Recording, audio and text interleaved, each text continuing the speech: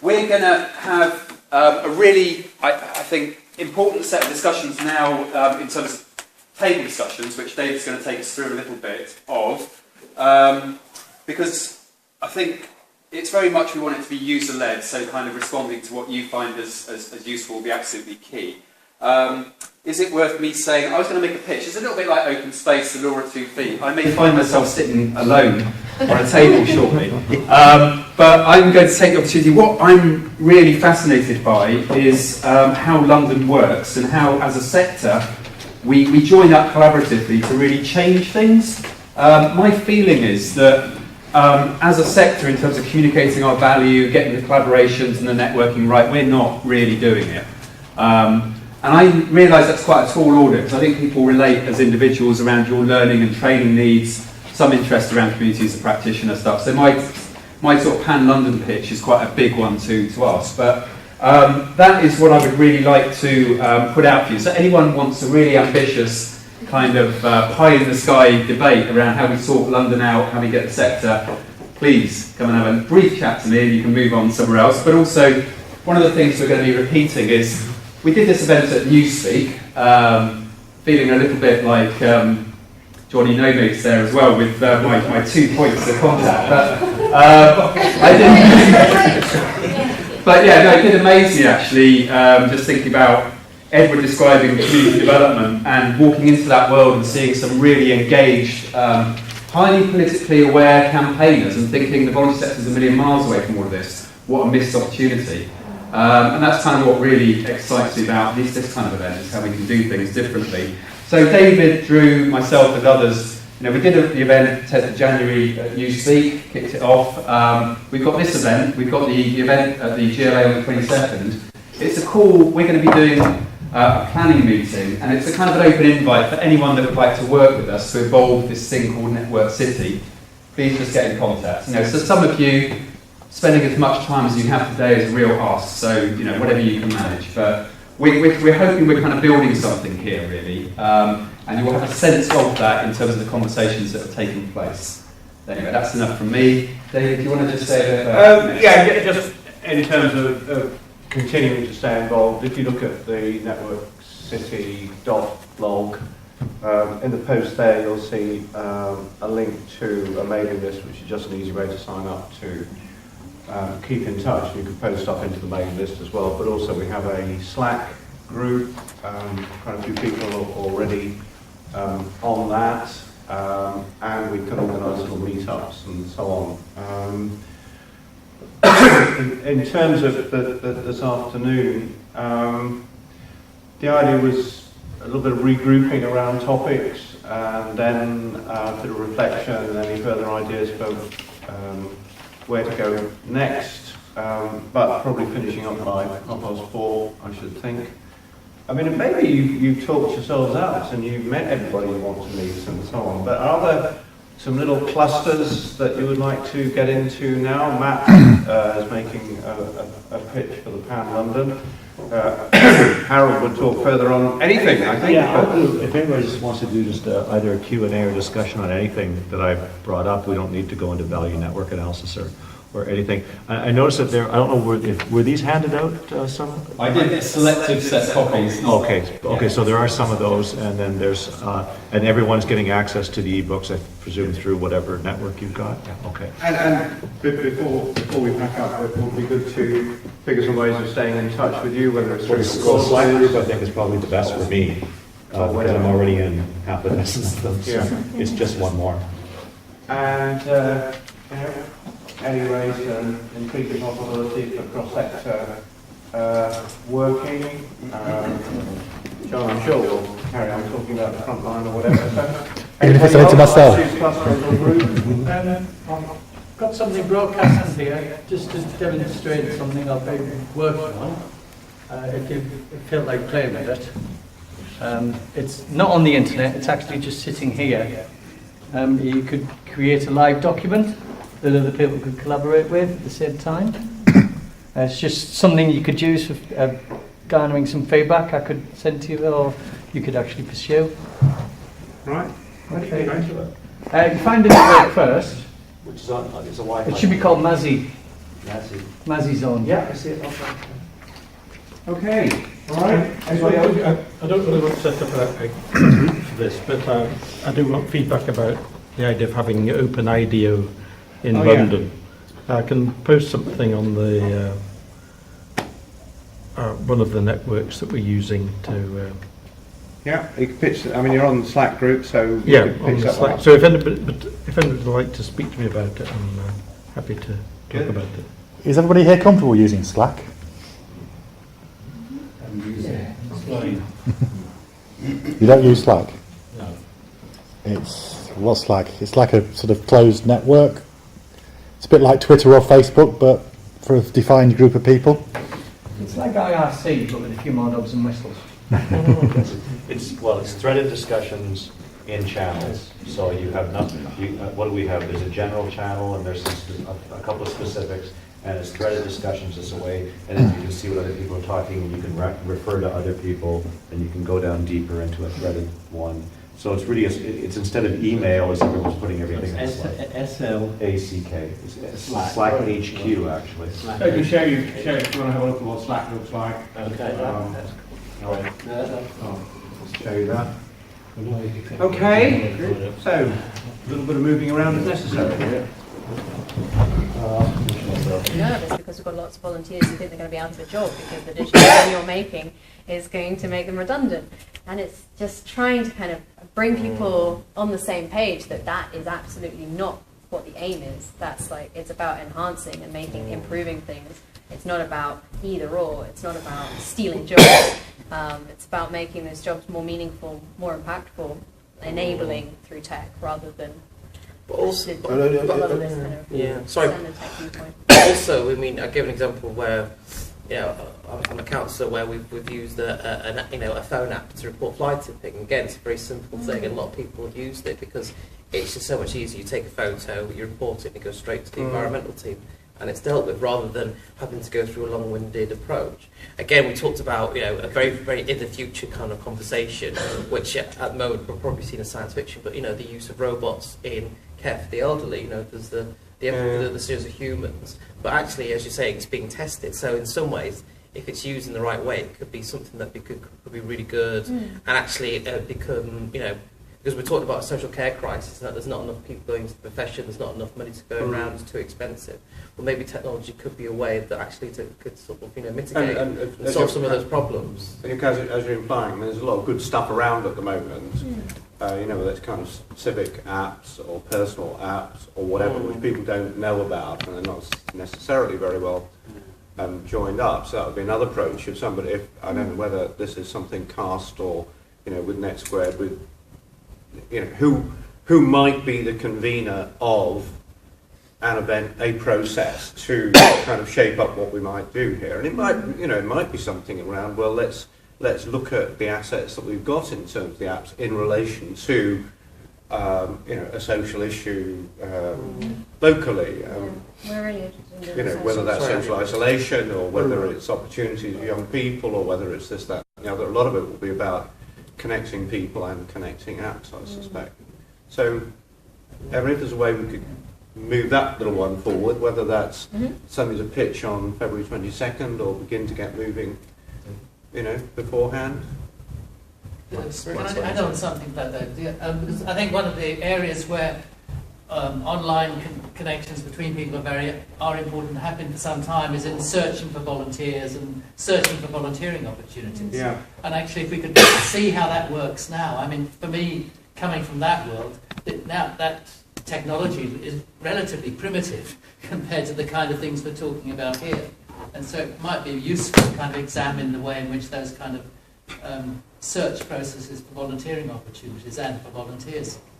And one of the And that's important issue for London. Yeah. One of the organisations that's been involved in the kind of co-production discussions on the way ahead has been SPICE, which is a time credits organisation or whatever. So we can find some people in the volunteering world who are fairly hot for moving this. Yeah, there's quite a few ideas around, but it's still would be good to review what's there and see how it can be carried forward with this kind of understanding. And then you've got the human assets of the volunteers, which you might be able to put together with the technology asset.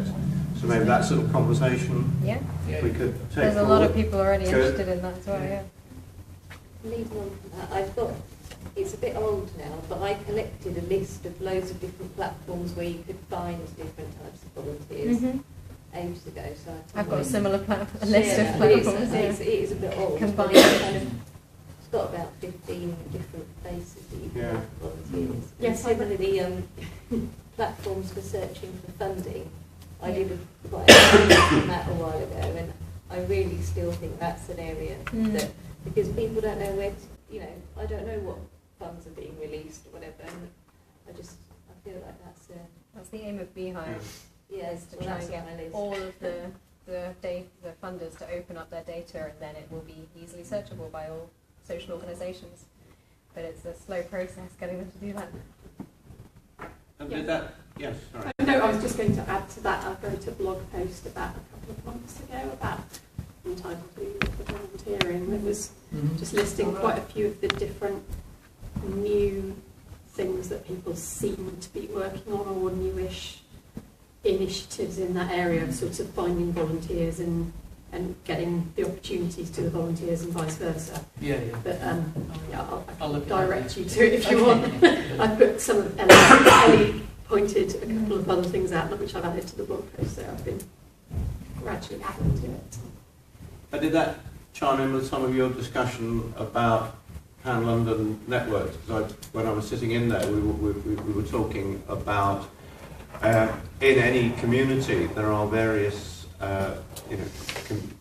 networks, online, offline, or whatever, as well as Pan-London, and in each instance there will be somebody or a couple of people or whatever who are the kind of conveners, connectors, facilitators there, and there's scope for making more connections between those people. So you're working at different levels. Partly you want to help citizens make better use of the technology, stuff that already is there, but maybe to go with the people that are already warmed up to the potential, if you like, and build some connections between networks would be useful. Just a flavour of our conversation, we were thinking about local authorities and how central they were, and then we were thinking about asset development and the actual networks, when they work well, that local groups and connector individuals have, are an incredible resource. So what is it that the local authority would want from the sector in terms of the immediate value? And the more that we're able to perhaps capitalise, but also make manifest the kind of the networks and connectivity that people have, whether it's a local forum, then that's a really strong proposition. And it also takes the conversation away from being quite a dependency one, of kind of the perception being that the sector always wants something, money, which isn't there anymore. The one that's much more independent. So something that's very consciously looking at the assets, not just in terms of buildings, although they're very welcome, but the kind of the whole knowledge capital stuff and being able to quantify that would be a really powerful thing. So we definitely spent a lot of time thinking about that tactically, really, about how can we work. I mean, initially it's Pan-London, but we were kind of always working with, well, actually everything needs to be hyper-local as well. So yeah, that's where we got to. Yeah, good. And where did you end up with your discussion? Well, we were kind of all over the map on many different questions and comments, and I don't know if there were actually any conclusions. I can ask the table if there are any conclusions that came out of it, to put everybody on the spot for a second. One of the key things was just the different quality of relationships, the sort of strong ties and weak ties, the different kinds of communities of practice we're in, like the tiny ones and then slightly larger ones, and who you can really go to and speak to about anything, and then other ones where it's maybe more about the connections and not necessarily offloading the most confidential of questions. And a lot of it was about the different types. So the difference between networks and communities, and what happened in communities of practice. This is not what we did at the table here, but my observation today is that what I think that there's value in having some common terminology amongst all the groups here, so that when you talk about, whether you're using my definitions, I don't really care, but so that when you say network, it means the same thing. When you say community, it means the same thing. And I think also some common models and ways of presenting information. So if you decide to use value network analysis as a way of presenting what your organization does. Again, it doesn't have to be that, but I think that having common language, common mental models, they can change.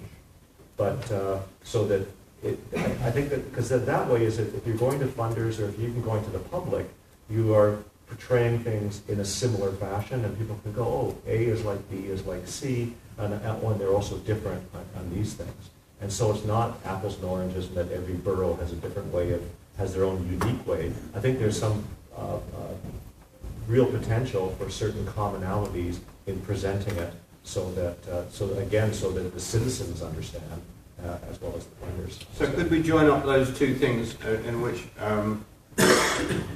there are a lot of assets already, whether those are human assets, network assets, community assets, technology assets, which could be better surfaced in terms of stories about the good stuff that's already happening.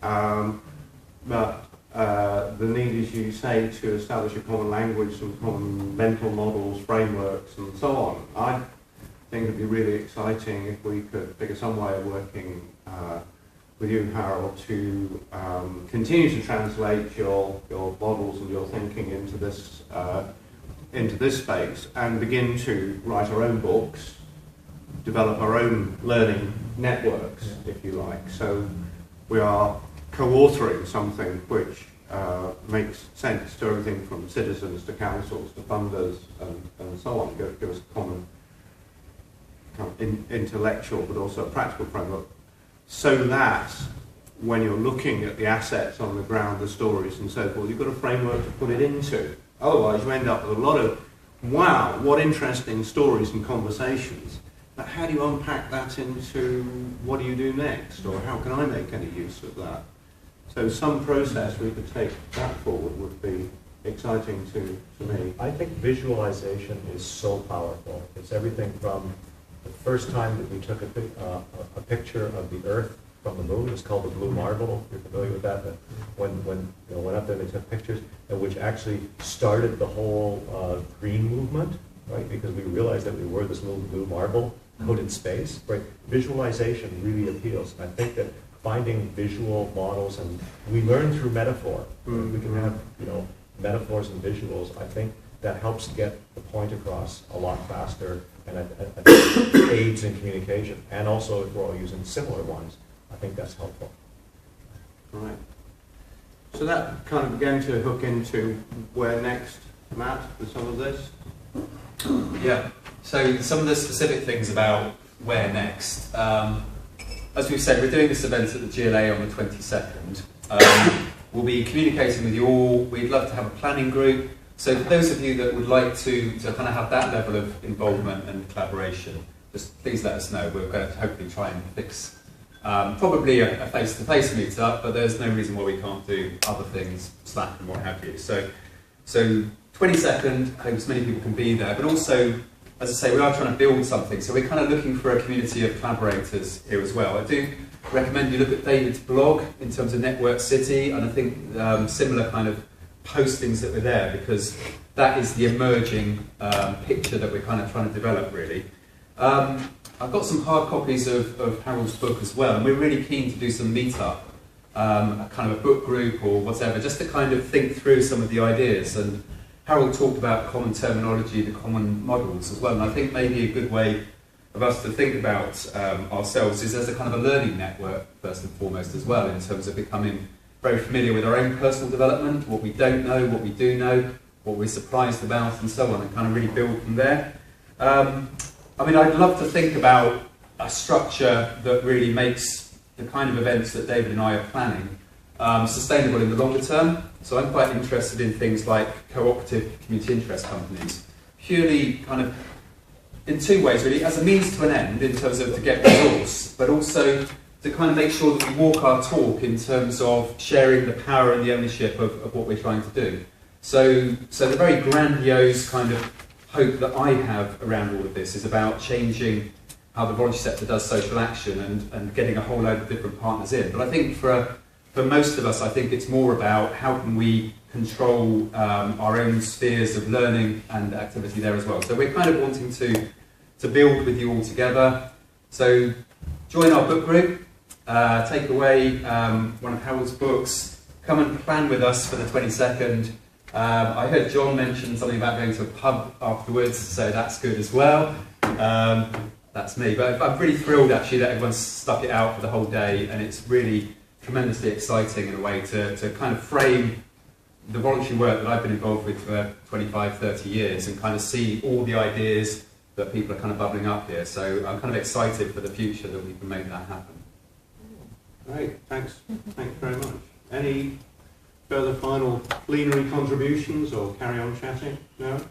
And yeah. Just going to, as I've mentioned a few times, I'm setting up this open IDEO London platform, and I'd like to try and follow this methodology so that sort of you understand things better when you put them into practice. And I've got my own sort of ideas of how to set it up, but rather than just following a sort of idiosyncratic way, I think it might be better to look at it as a set of networks and do some network value analysis and understand it better that way. And it may make it easier for others to understand the way of doing it. Right. So, pitch something into Slack, or we can, meet up again, although we're focused on February 22nd is the next milestone. We're seeing this as a kind of continuing exploration. Not exactly sure where we're going to end up, but I think we've got some good strands in here.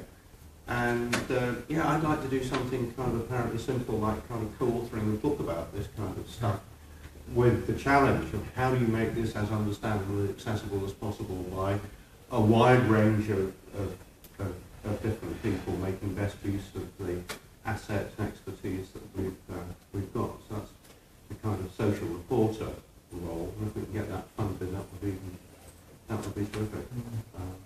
But anyway, thanks everybody for coming, and thanks very much for Harold for giving us the kind of intellectual and practical part to this.